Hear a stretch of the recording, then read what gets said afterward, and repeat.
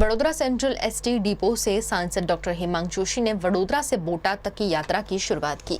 इस दौरान उन्होंने खुद सार्वजनिक परिवहन का उपयोग कर लोगों को ईंधन बचाने का संदेश दिया।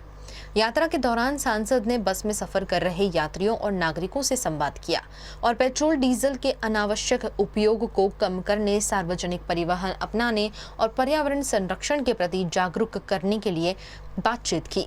सांसद की इस पहल को वडोदरा वासियों द्वारा सराहा जा रहा है। लोगों का मानना है कि इस अभियान से green Vadodara clean Vadodara mission को नई गति मिलेगी। माननीय वडाप्रधान श्री नरेंद्रभाई मोदी साहेबना 12 वर्ष विश्वास विकास और जनकल्याणना आ थीम साथेनो तमाम कार्यकर्ताओं साथे मळवानो आ प्रवास है। एनी अंदर एक पेड़ माँ के नाम अंतर्गतना अभियानों होय, स्वच्छता अभियान होय, टिफिन बैठक होय, आवा घणा बधा संगठनात्मक विषयोने लईने बोटाद और भावनगर महानगरना युवानोने मळवा माटे 3 दिवसना संगठनात्मक प्रवासमां हूँ जई रह्यो छुं अने मारो प्रवास हूँ आपणी गुजरात सरकारनी सलामत सवारी एवी जीएसआरटीसीनी बस द्वारा हूँ करवानो छुं।